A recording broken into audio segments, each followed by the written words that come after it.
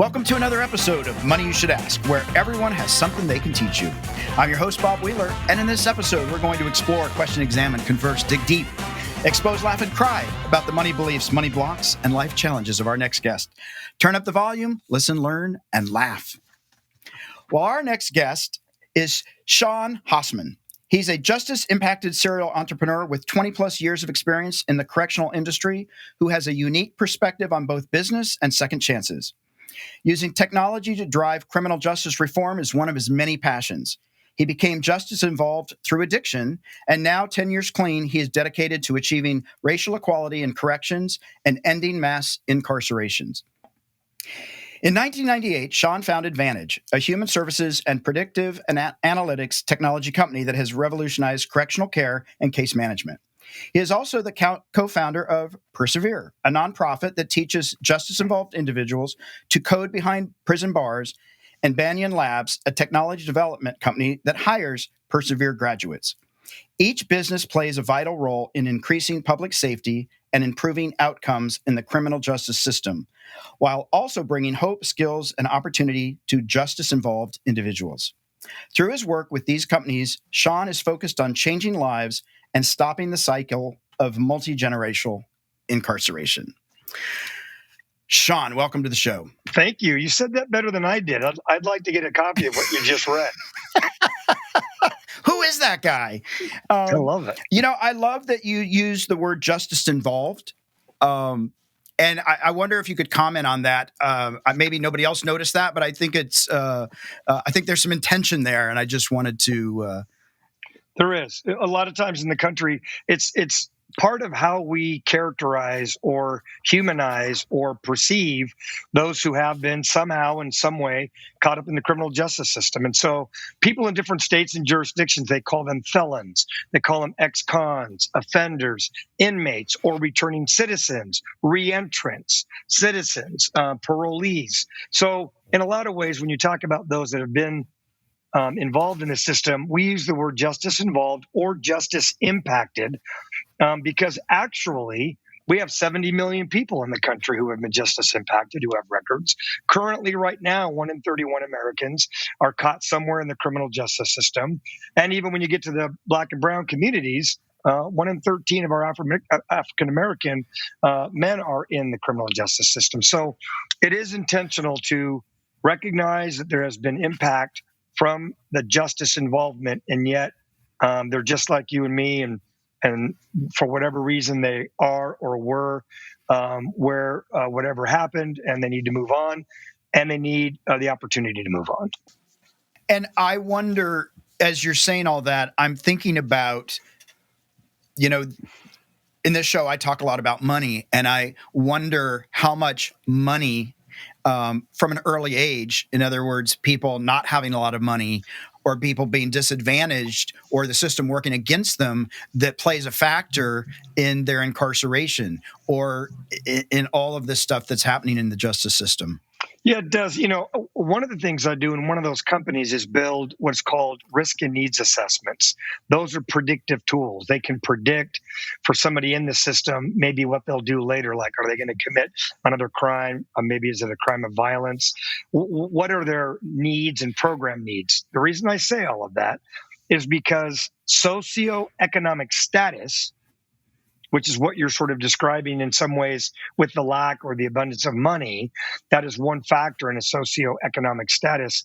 That is not that heavily correlated in our predictive machines with criminality. However, something that really is a set of factors, many of which I lump under what's called the social determinants of health. And we don't always think about it that way, right? We don't think about crime or health or put those two together. But people grow up in environments where there are very few social determinants of health or exposure to trauma and violence. Oftentimes they can be associated with some areas of poverty or criminality or neighborhoods that have been decimated. And together it perpetuates criminal activity. It perpetuates people filling basic needs and survival needs. Yeah. Well, and I think to that point, I think for a lot of people, it is all about survival. It's not, some of us have the privilege of having choice or being able to choose a neighborhood we live in. And then it can be easy to sit here from this seat and say, oh my gosh, why don't they just go get a job? Or why don't they just do better? But if you're actually in their shoes, they're probably many of those folks in survival mode. They're just trying to eat. They're just trying to keep a roof over their head. And so it's a little presumptuous, I think, for me to sit over here and figure out why aren't they behaving the way that I'm behaving when they don't have access to any of the things that I have access to. It's not even that, but I'll give you two comments. One is, but you're right.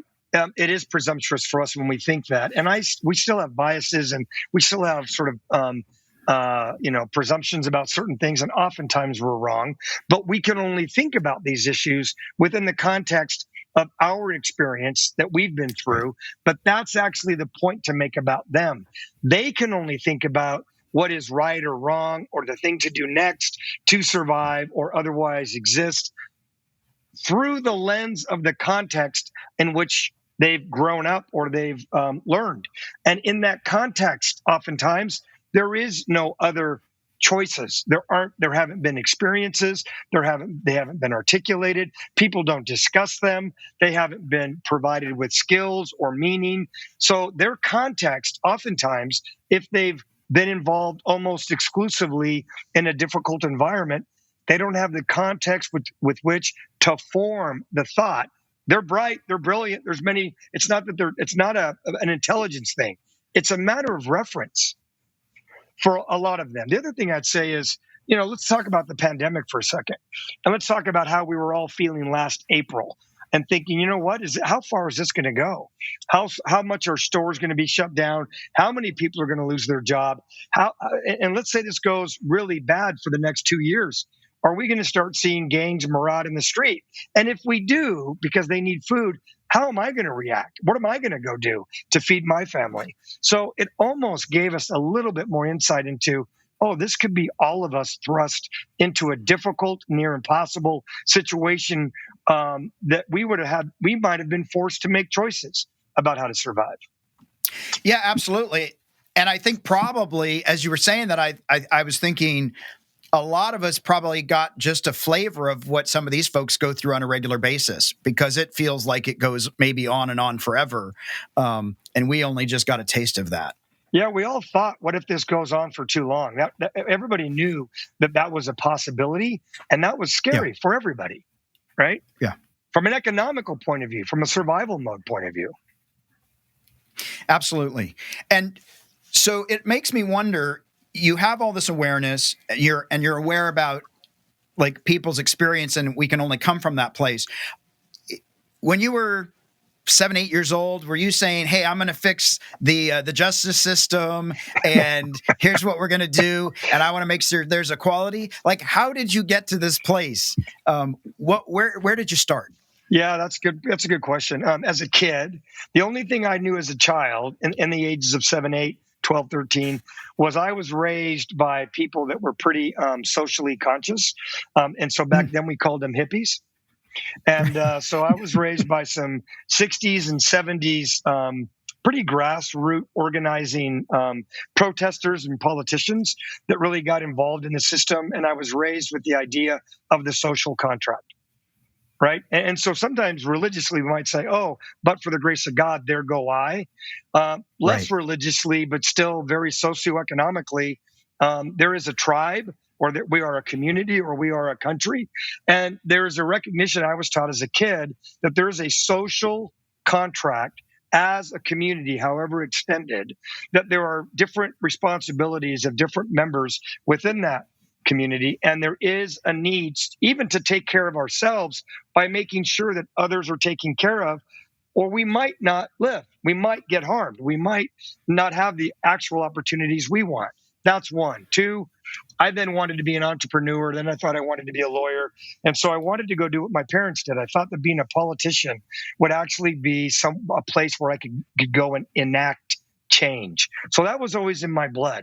I went to law school. I did really well. I went to work for a big law firm, and I got kind of sucked into that legal career path. And then after a few years, I just stopped and one day said, "That's absurd." So I quit. And how did you feel the next day? yeah, like, oh, what did I do? No, I really had this entrepreneurial blood. I really believe it. I thought as attorney, this is great. I'm helping other people redistribute whatever they have. I want to go make something that's a solution to help solve problems. I want to sell it. I want to make money. I want to be an entrepreneur, but I really wanted to build. I didn't want to just redistribute. So different DNA. Yeah. So you had hippie parents, though, enlightened people, and you wanted to be an entrepreneur, which might to some people mean I want to make money, or it might be that I just want to create a business. So what was your relationship with money, and how did the folks that raised you in your environment feel about money? Yeah, I was raised at first by a single mom who, got pregnant at 17 with my older sister. And so we didn't have a lot of money. I always like to say I grew up on the other side of the tracks. We had enough. And I had a maternal grandmother who was sort of our, family matriarch anyway, who had enough. And so I can't paint the picture too bleakly, but I've had, because of that, so I would say to Dr. Bob, sort of an unhealthy relationship with money. I saw what it meant not to be able to almost control yourself or be in control of yourself. I saw the lack of money as allowing someone else to steal our time. My mother having to work and me being a latchkey kid. I saw it as resentful at times about not being able to do that, what we wanted. So I grew up with a pretty healthy fear of not having enough. As I started to have enough, that changed to a kind of a healthy fear of not being able to have enough to do more for other people. And so I do have somewhat of a never's enough with money, but not for me anymore. It's I want to do as much. I'm trying to do so much to save so many people that I think deserve saving in a way that I want more to do that with. So I still probably have a fairly unhealthy relationship with money. But with good intention. It very much is.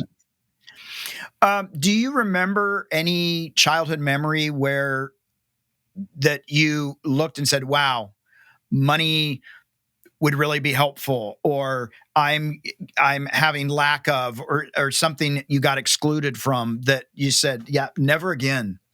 I'm sitting in a welfare office waiting for food stamps every other month for about 4 hours was enough. Yeah. Yeah. Never again. Yeah. Yep. And do you remember, I mean, this is, I'm going to dig a little bit, but when you're a kid sitting there in a welfare office, you're getting what some people would call a government handout, right? What goes through your mind? I'm not enough, or like, what the hell? How did I get here? Like what's the story that for you that when you were sitting there? I was 9 years old, right? We did that for about a year, I believe. I can't remember all the facts, but I was 9 years old, and we would make these trips to get food stamps.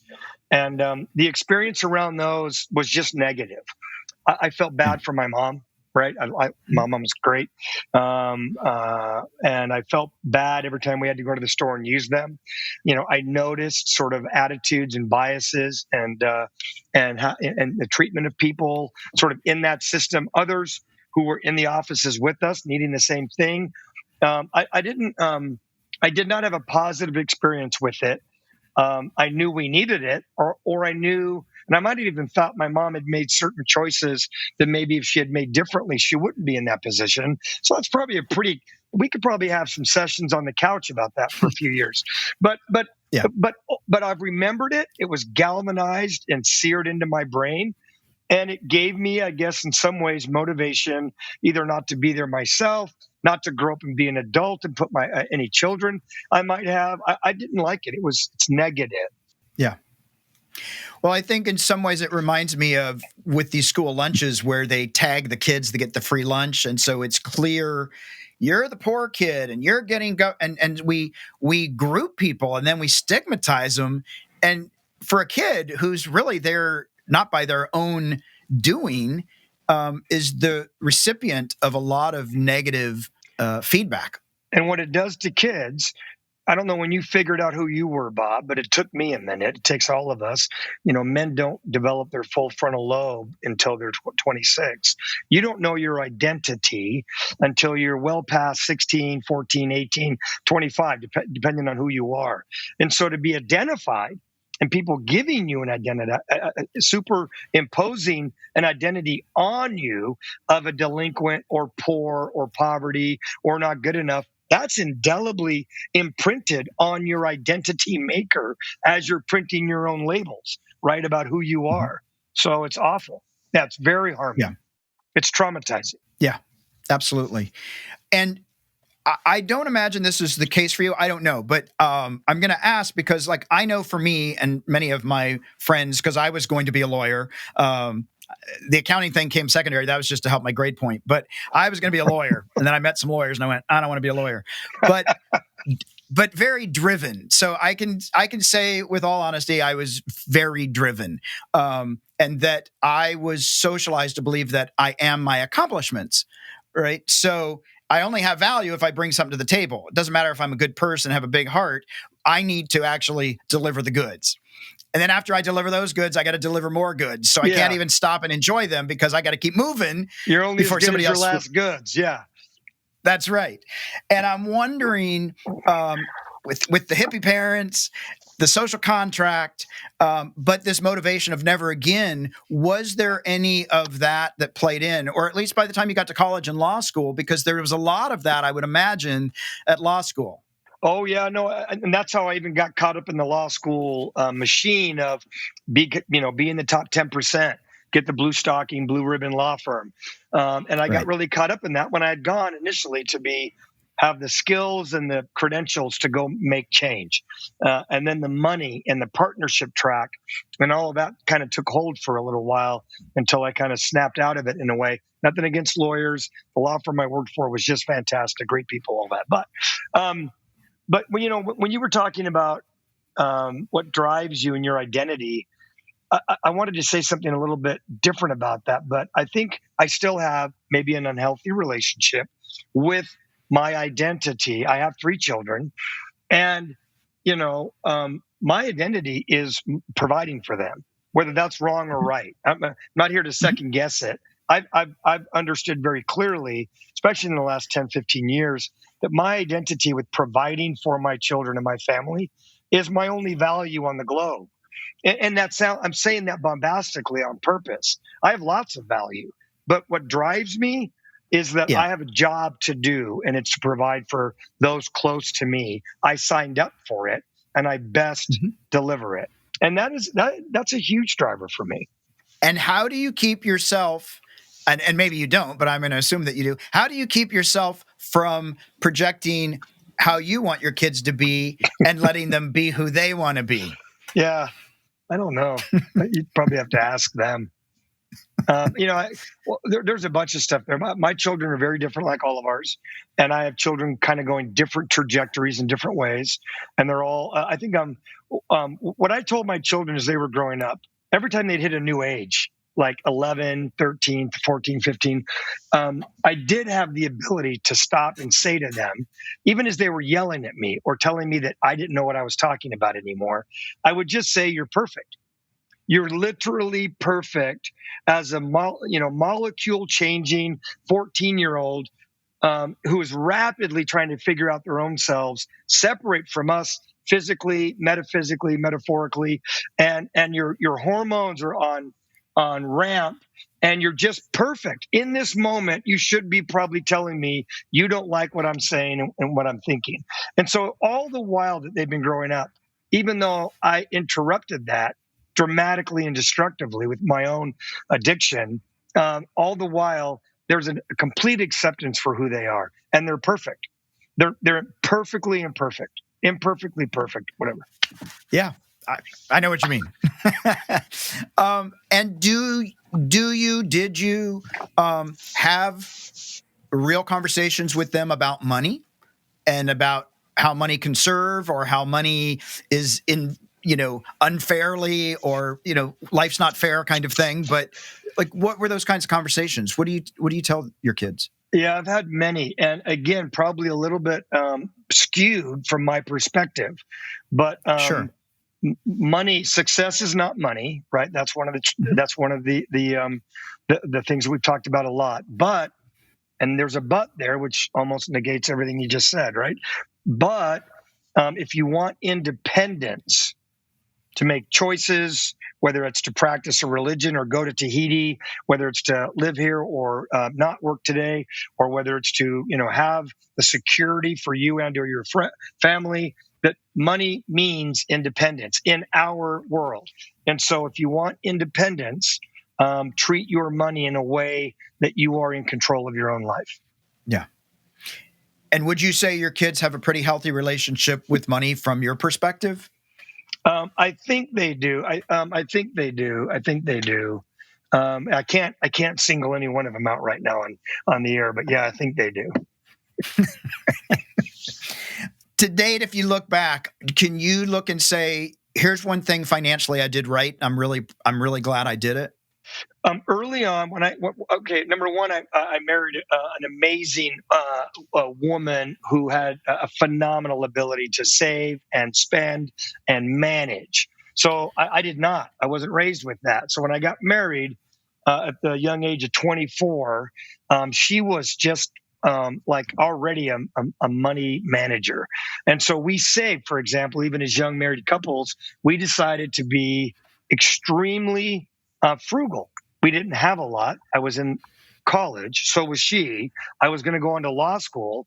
But even at that young age, we made some decisions around how to live well within our budget and never spend more than we had.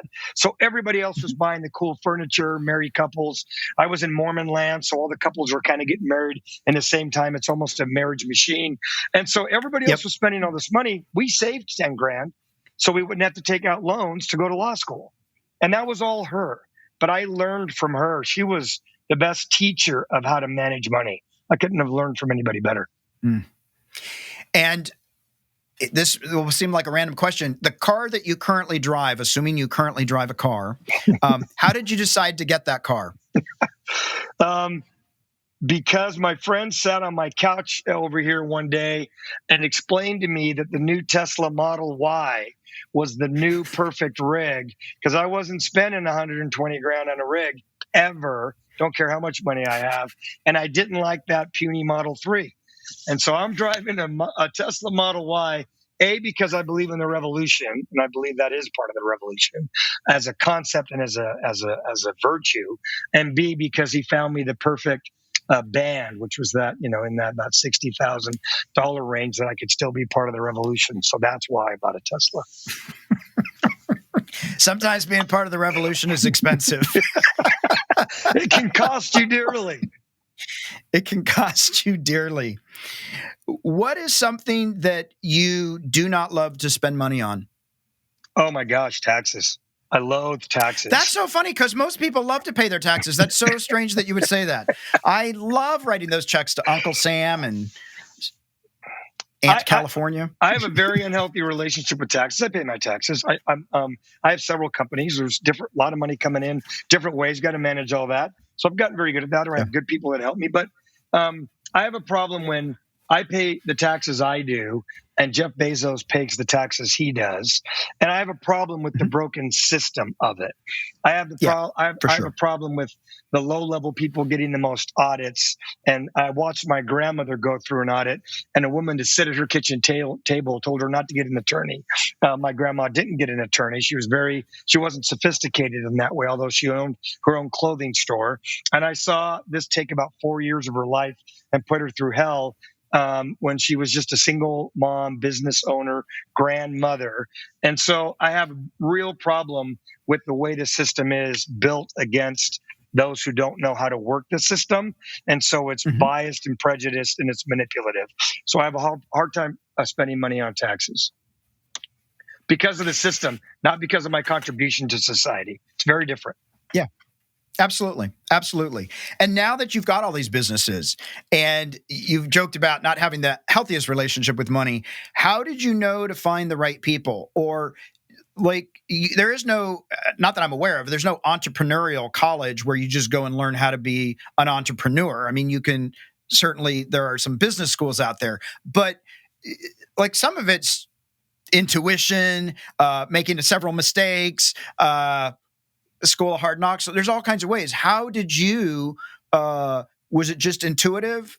This is the way I'm going to go. A couple of things. One is I'm a sales guy, kind of, with charm, and not that I'm all this, but just relationship building. I focus on people in a pretty intensive way. And when you build relationships built around paying attention to people, recognizing them and acknowledging them and their needs, that's very easy then to build relationships. And it's genuine, right? When it's genuine, people, that resonates. It's addictive, right? It's intoxicating for people to pay attention to you genuinely and want to understand you more. Everybody wants that, right? And so when it comes to entrepreneurship, I really felt like in the places that I felt like I could make a difference, I worked very hard at trying to really understand the pain or the needs of that population. At first, the criminal justice system, the security correctional system. And then so it was easy for me to sell or to engage or to get contracts. And I found that just remarkably easy. I had to get much better at what entrepreneurs do sometimes poorly, which is managing the scalability of the processes and people and accounting and all of that. That's where the entrepreneur usually checks out about chapter 3 of that business book. That's and they need to bring in a professional manager. And so I brought in a lot of professional managers. They probably wish I would check out so they can manage this thing. Is he going to go yet? Yeah. No, I think that's so true. I think that's so true, though. It's the creative part, building it. That's all the fun stuff. Maintaining it and then doing the same thing over and over. Right? That's yeah. It's a sleeper.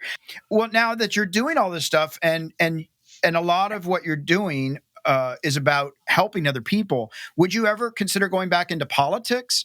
Or is that not really a way to really facilitate change? We can do more in the private sector. I mean, there's a reason there's a lot of people not running for politics because they feel they can do more in the business sector. Would you agree with that? Or what's your take on that? I would now, especially more than ever. I don't know how profound we can talk or how long we would have, because no one even knows what's happening anymore.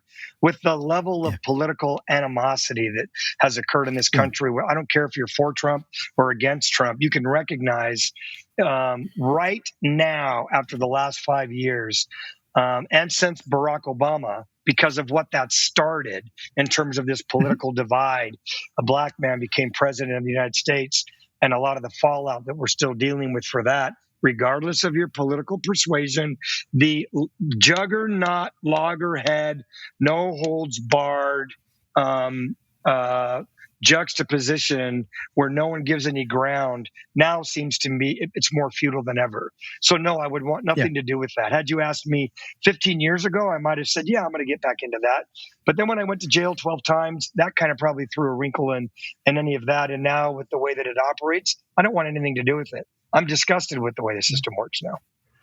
And I do believe public-private partnerships, the ingenuity and the need to make capital and keep your business alive.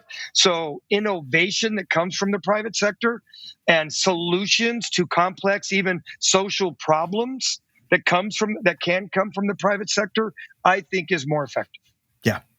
No, absolutely. And one of the things that I'm curious your take on this, but my experience of you in the couple of times that we've talked, because we were on Roundtable together, is that you're very transparent, right? You don't hide the fact that you were incarcerated, and all these things that a lot of people would probably try to hide and present in a certain way and then hope nobody finds it. I think there's some freedom in being transparent and just saying, this is who I am. You're right. That helps. It's not even like I was going to say it's because you want other people who've been through that to see themselves in you, know you can make it. But you're equally right. It's probably as much not the lazy way out, but it frees me from having to worry about it. I like that. That was smart. You're right on. Well, it seems to me, at least when it comes to money, and I think also with status and job and all that stuff, my experience is people want to present well. Yeah. You know, I saw somewhere that we have our public life, our private life, and then our secret life, right? And we don't want people to know our secrets. We want it to look great on Instagram or Facebook. And for me, there's something about taking it's too much. I don't have the time, and it's too much pressure to try and like keep presenting well. It's like, this is it. Like, yeah, I agree with that. You know, Kendrick Lamar, a rapper, says a great line. I don't know, I can't quote it verbatim, but basically he's saying, you know, I don't want Photoshop. You know, show me stretch marks, and it's a great line, and that's what you're talking about. You and I are older. I'm probably older than you by quite a bit, but so it's harder for us to identify with all of the Instagram and a lot of the social media. I'm very bad at it. It scares me, et cetera, et cetera. But I do think I am after, and I'll put this away that I give it to the folks who are caught up in the system that I work with. I am after the power that I believe is power that comes from vulnerability. I am convinced, and it has proven itself out in just in a demonstrable way, that power comes from authenticity and vulnerability. Actually, true power, and I believe that. Yeah. Absolutely. I watched Brene Brown multiple times to remind myself because I tend to agree with her. I deal with emotions kicking and screaming. I don't want to do this, but I know it's the way. I know it's the way. I know that one of your life purposes is to make sure that you take care of your kids. What do you want your footprint to be? You know, so I have three things that I say to myself every day. I do manifestations. Maybe some other folks, lots of folks do. Mine are three things. One, I choose faith. Two, I take care of me. Three, my family is my legacy. Those are the three things I say out loud to myself. And faith has its own funny version, so we'll leave that alone. I take care of me, and my subscript to that is only so I can take care of those around me. That's why I take care of me first. And otherwise, I'll never be available to them, especially as a recovering addict. And then the third one is my family is my legacy. So I believe that 4 generations from now, that great-great-great-grandchild gets confidence even as they grow up, and their ability to have self-advocacy based on their heritage. I think that's absolutely key. Probably part of my Mormon upbringing, even though that's not my scene. But there's that legacy for them and theirs and theirs and theirs is what I care the most about. Now, after that, though, I am interested in. I would like to leave behind as well a community that we're building out of those who are caught in the criminal justice system, and those who are marginalized, and those who are considered disposable. And so there is a lot of work now, and I feel like the song in Hamilton, what I can't ever remember lyrics, but writing because I'm running out of time, or I'm running out of time. What is the name of that song? Anyway, I feel like I'm running out of time. There's so much I want to do. That is a lot of what I am interested in leaving behind as well. That is awesome. And I have no doubt that it will happen. And I'm wondering, though, with all, like, there's first, when you get into social injustice or social justice, however you want to frame it, it can be overwhelming. And I'm wondering if it on occasion feels hopeless. Like, there's so much work to be done. And sometimes, like, I have to say, when you're talking about Obama being elected president, I thought, oh, we've come so far, right? And then having to have the realization of how far we have not come, and was quite overwhelming. Yeah, it's overwhelming. How bad it is. How many people that you didn't know were this hateful. And again, I don't care what side you're on. The amount of irrational hate that apparently, even though I knew it existed before, is as staggering as it is, has it undermines your motivation. It can be overwhelming. And yet, you wake up 5 minutes later or the next day, and I'll be damned if, I'm not going to do all I can to build as many people as I can together or join what they're doing to overcome it, period. Yeah. Not going to sit idly by.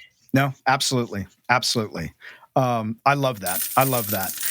Well, I'm going to switch the energy just a second. I'm going to go into our Fast Five. Okay. A little bit lighter. It's a test. I feel like it's a test. It's a test.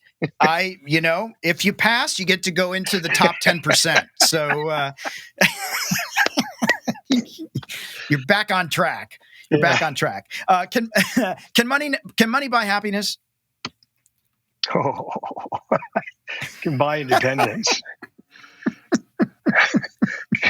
Yeah. Can buy independence, and without independence, that's tough to beat. Well, I don't know. Yeah, you're talking philosophy. I buys independence. Exactly. It does. What's the most risky investment you've ever made, and did it pay off? I had a guy convince me to put $100,000 into buying back in 2008 homes in Detroit, and I lost it all. Yeah. Every time. I hope you didn't. Would you do buy high and sold low? I think he took it. Somehow the whole thing disappeared. It just disappeared. It just all disappeared. C'est la vie. Ouch. Yeah. What's a valuable life lesson you're learning right now?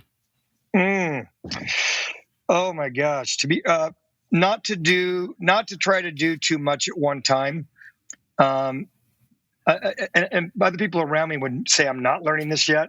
But I am starting to come to the realization that although I do have a lot that I'm trying to do at once, that I am hurting some of what I'm trying to accomplish by spreading myself too thin and really not being able to focus and pay attention and have enough completing and really nurturing the things that are most important to me.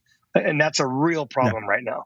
And but I think I'm learning from it. I'm trying to I'm actively going after how to solve that. I'll just say on my side, that's a hard thing to do. I've got several businesses, and I have so many friends that'll say, 2 years ago you said you were going to slow down, and I'm like, no, next week I'm slowing down. Next week, totally slowing down. In 3 weeks, I'm going to slow down. So nobody believes this anymore. They don't. It's very frustrating because eventually I will slow down. But it's a struggle. It's a struggle.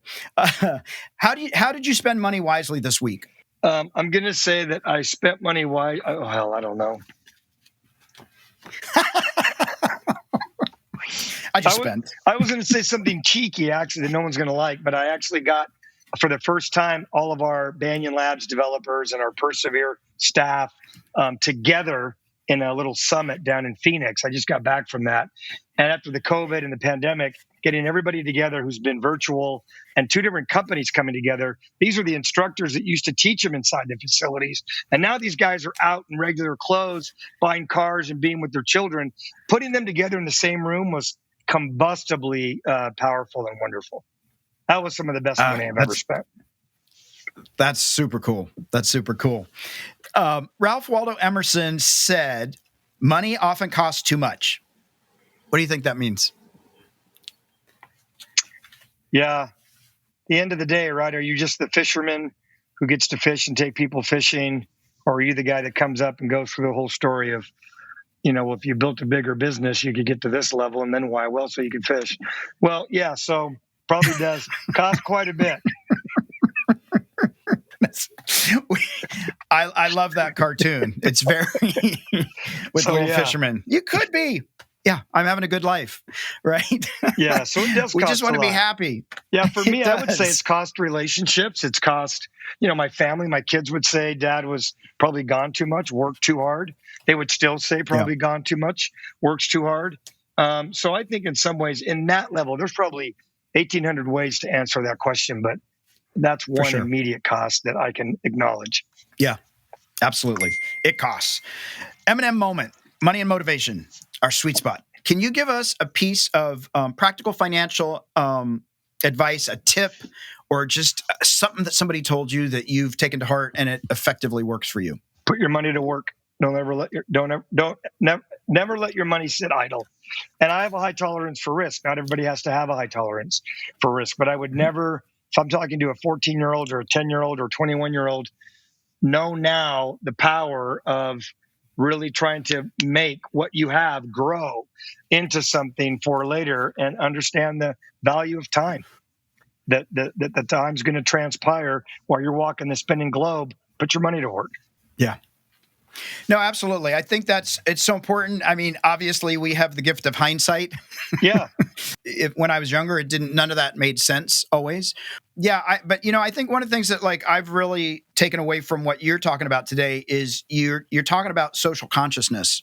Like your parents, your family, I won't say parents, but the people that raised you, really instilled this social contract in you, and to have this awareness that a lot of people don't have.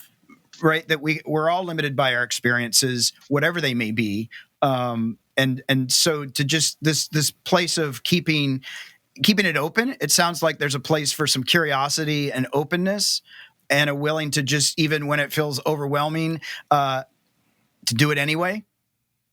Yeah, I love that. That's really nice.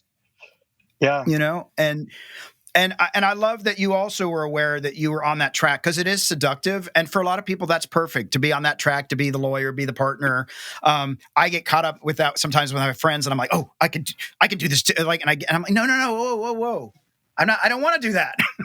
But it's seductive for me, because I want to, I tie back to that. My worth is in my accomplishment. Let me show you what I can accomplish. And I can still sometimes get seduced to that. But I so appreciate that you're on a track that's actually looking to improve social justice, to actually help correct a lot of the inequities that have continued to happen in this country and in the world, but specifically here, where there's a system that has been systematically working against certain parts of the population. Yep, systematically, and it's on the verge of possibly getting worse. Right, we're dealing with huge tectonic forces right now that are scary, but it just makes it so I don't feel like I work. A lot of people say this and it sounds cheeky, but I know what I'm here to do now, and I know my mission and my purpose, and working within that system. I've been doing this for over 23 years.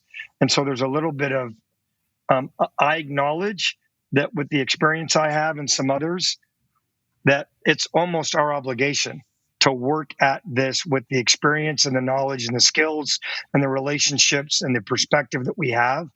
I feel obligated, and not resentfully. I feel obligated to work at this. Yeah, I think that's awesome. No accidents. No. In a way, no accidents. Where can people find you on social media, online? How can people find out about what you're doing, and how can they support? It's hard to say, because I just speak so fast, and I don't know if they'll get it all, but I put it in that little chat window too. But one easy one is just to go to www.perseverenow.org. And I don't know if anybody's going to pick that up from the audio, but perseverenow.org is kind of the main place to maybe go take a look. Hashtag Persevere Now is a Twitter. We're not real social media savvy. They can certainly send me an email if they wanted to ask any questions. But if I say that, it's too long of a word to say on camera, so I don't know. Yep. Well, we'll put all that in the description. We'll put it in the link. We'll make sure that people like me who can't hear things and write them down so quickly because it goes too fast. We'll make sure that people like me can get all that information. So I so appreciate that. We will definitely send people your way. I want to say to our audience, please don't forget to share the love, like, follow, and share on Facebook, Twitter, and Instagram. Search for Money You Should Ask, all one word. Follow this podcast on your favorite podcast player, or visit Spotify and search for Money You Should Ask, or click on the link in the description. If you're watching this episode on YouTube, don't forget to like, comment, and subscribe. For more tips, tools, and to learn how to have a healthy relationship with money, visit themoneynerve.com. That's nerve, not nerd. Sean, thank you so much. Dude, you are delightful, brother. I could talk to you for hours, and I so appreciate what you're doing. Having worked a little bit in the justice system, I have a real appreciation for what you do. Thank you.